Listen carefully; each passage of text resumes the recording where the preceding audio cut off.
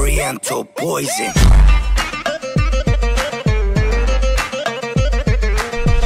Salam alaikum à tous mes très chers abonnés, j'espère que vous allez bien, que tout va bien pour vous et que votre univers se porte bien. Aujourd'hui la famille, toute nouvelle vidéo, une vidéo de dingue. N'oubliez pas le petit like, le petit abonnement et le petit partage si c'est pas déjà fait la famille. Je compte sur vous la petite team GMT. N'oubliez pas aussi d'activer la petite cloche de notification. Et d'ailleurs je voulais juste vous parler aussi, j'ai créé un nouveau Discord. Tout le monde est le bienvenu, vous pourrez jouer avec moi, discuter avec moi. Mais il y a plein de trucs avec plein d'abonnés qui font plein de trucs pour vous sur mon Discord. C'est-à-dire qu'ils vous apprennent des trucs sur la crypto-monnaie, ils vous parlent un petit peu des nouveaux jeux qui sont sortis. Et vous pouvez également aussi, si vous êtes des youtubeurs ou des streamers, puber eh bien, vos lives. Tous les 6 heures, vous pouvez balancer une petite pub dessus. Donc voilà, c'est un petit Discord que j'ai fait pour que vous puissiez vous amuser, vous éclater et que toute ma communauté puisse se trouver là-bas. Alors rejoignez-nous, on vient à peine de le créer, on est déjà 2500 dessus. On l'a créé hier, on n'a pas fait de pub en vidéo. C'est la première pub qu'on fait, on est déjà plus de 2500 dessus. Alors rejoignez-nous pour parler, jouer jeux vidéo, parler de beaucoup de choses. Il va même avoir un truc de cuisine. Bref, vous pourrez vraiment tout trouver pour vous éclater entre vous tous mes abonnés. Alors rejoignez le Discord, il est en description, ça sera même le premier lien. Bref, pour cette vidéo la famille, on n'est pas là pour ça. On est là avec Alex pour vous parler de mon arrestation récente. Et il veut pas trop se montrer. Oh le bâtard. Attendez. Ah, il m'a marché dessus, il a fait les mêmes points que lui. Bâtard. Tu sais que tu lui ressembles. Oh merde, il est en train de perdre une jambe, Krillin. Fais comme ça, fais comme lui. La vie de ma mère, il y a une grosse. Il y a une quel bâtard. Ouais, je sais quoi. Ah, ça a fait le même bruit.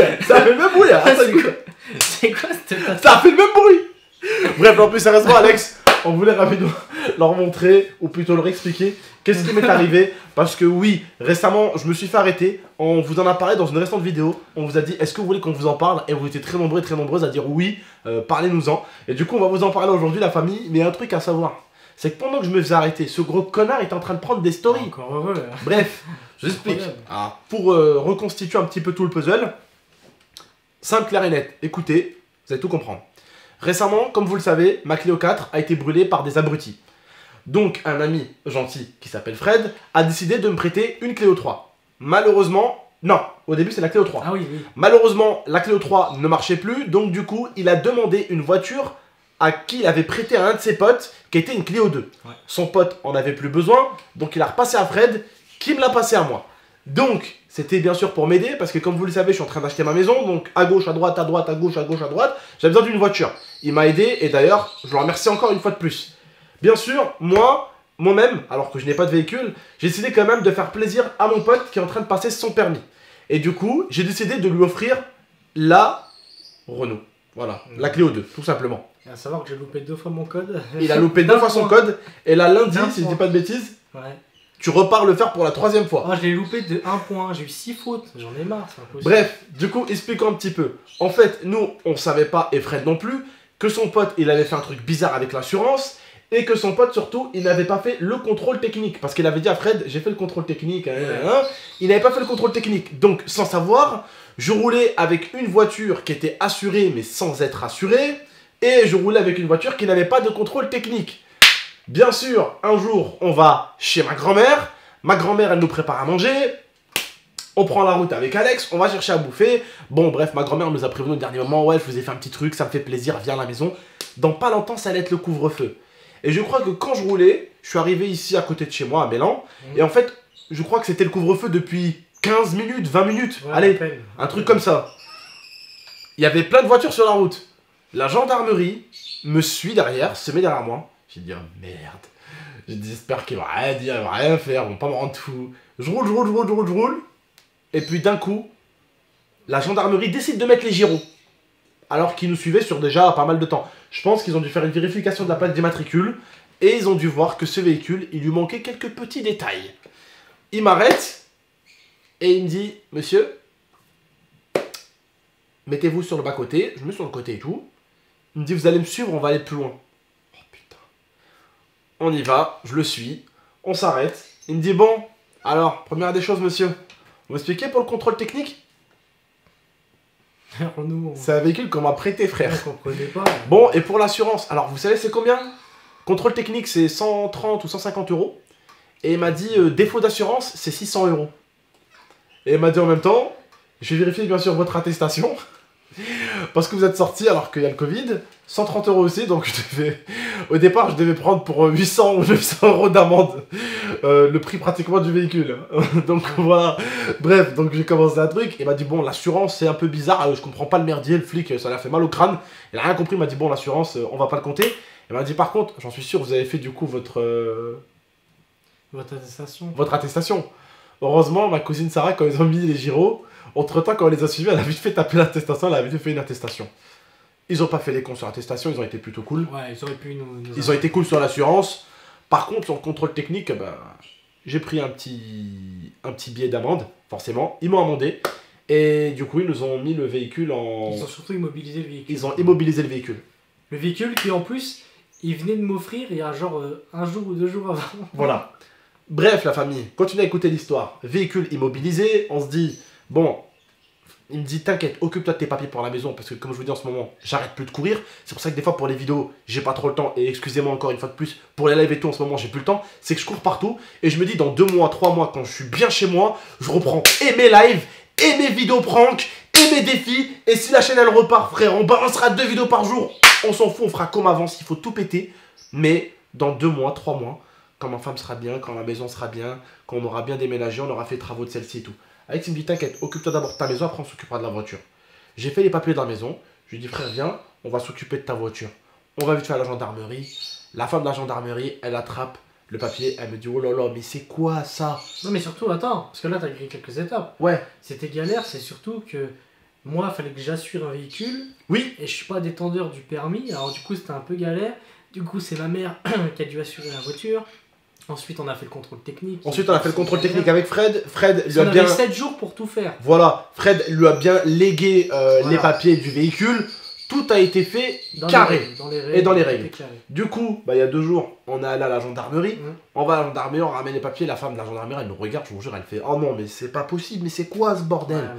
Je regarde, je lui dis mais attendez, je lui dis calmez-vous, c'est nous avons vendu un véhicule. On a acheté un véhicule. Elle nous dit mais attendez! Ce véhicule, en 2014, il a eu 6 propriétaires différents. J'ai dit, wesh, c'était des plaques tournantes. Elle me dit, bah par contre aussi, les noms de famille qui ont eu ce véhicule, bah bravo. Parce qu'à mon avis, il y a certaines personnes qui ont eu ce véhicule qui ne devaient pas être appréciées par la police, tu vois ce que je veux dire. Donc ce véhicule, au total, pratiquement, je crois qu'il a eu 10 propriétaires différents. Plus encore. Plus que, bon bref, plus de 10 propriétaires. Et il a été, au bout d'un moment, il a appartenu à un garage. Après, il a appartenu à un deuxième garage, qui est le garage de Fred. En 2014, il a eu 6 propriétaires différents en 6 mois. En 6 mois, tous les mois, il avait un propriétaire différent. Après, la grosse galère récemment, il a eu, du coup, Fred qui l'a prêté à son pote qui l'a mis, du coup, à son nom. Et qui devait le vendre à quelqu'un. Bon, et qui au final ne l'a pas acheté. Mais, wow, laissez tomber la merde qu'il y avait.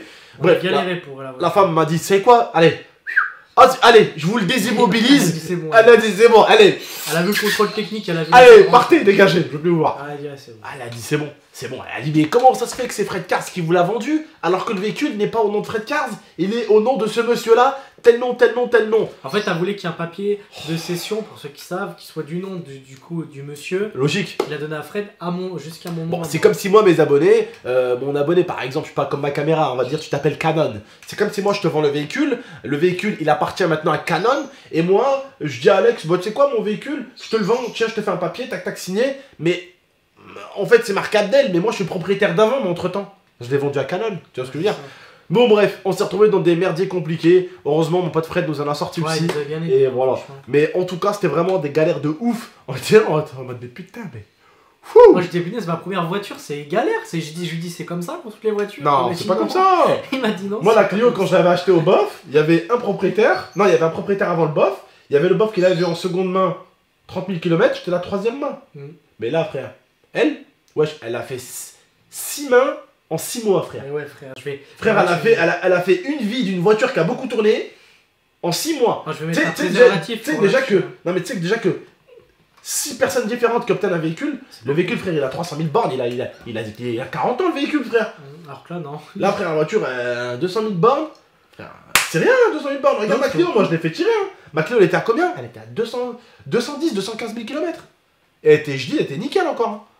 Mais t'as vu quand même la voiture, les gens qui ont eu un peu avant Fred, t'as vu comment ils en ont pas pris soin?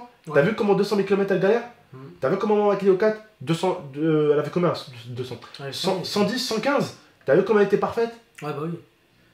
Bah oui. La différence quand tu prends soin d'un véhicule, il peut aller à 500 Après, toi, km. t'as eu 3 mains et on a eu 600 000 des mains, frère. Ouais, mais même, au final, ça revient à des kilomètres qui sont à peu près similaires, tu vois. Frère, je suis à 100 000, je suis à 315. Ouais, mais je suis à 315. Et l'autre, là, on vient à peine, nous, de la faire passer à 200 000. Donc, tu vois, en réalité, elle avait 80 000 bornes de plus que ma Clio 4 RS. Et 80 000 bornes de différence, c'est pas waouh, tu vois. Non, c'est sûr. Après, elle roule bien, elle est en bon état. Contrôle technique, il n'y a eu aucun problème, elle est nickel en voiture. Mais bon, bref, quand tu vois des gars comme mon beau-frère qui ont des pick-up de chez Ford et qui ont 1 million dans le compteur et que le pick-up il va bien, t'as envie de te poser des questions des fois. Tu m'étonnes. Putain, 1 million de kilomètres, il a plus d'1 million. Plus d'1 million, pick-up Ford. Plus d'1 million. Et il roule mieux que la Clio 2. Il est nickel. Bref, en tout cas, la voiture, comme je vous l'ai dit et comme Alex vous l'a dit, c'est surtout pour qu'il se fasse la main. Pour que, regardez, il aille d'un point A à un point B. Moi aussi, ça m'a beaucoup aidé cette voiture. D'un point A à un point B. Après, c'est clair, et il le sait très bien, c'est pas le genre de véhicule dans lequel tu balades ta petite femme et ton petit bébé à l'arrière. Non, c'est plus le véhicule fait pour galérer, parce que c'est un véhicule quand même qui, même s'il a passé le contrôle technique, il a quand même, je crois, des petits problèmes avec la boîte de vitesse. Des fois, il fait le truc d'accélération, il accélère automatiquement tout seul.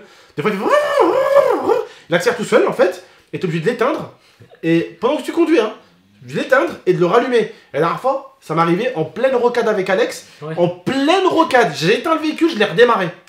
Laissez tomber. Donc voilà, des anciens véhicules. Après, mon pote Fred, voilà, il nous l'a passé, ça nous a quand même bien arrangé. Ouais, on va pas se plaindre très loin de là. Et même Alex, il va pas se plaindre très loin de là. Et moi, je suis très heureux en tout cas. Bref, la fin, en tout cas, on fait de gros bisous. Prenez soin de vous et de la MIFA. Et j'espère que cette petite story time vous a plu. Et maintenant, bah, vous savez pourquoi je m'étais fait arrêter. Problème de contrôle technique. Voilà la famille. Bref, prenez soin de vous et de la MIFA. A très bientôt pour de prochaines vidéos. Ciao tout le monde.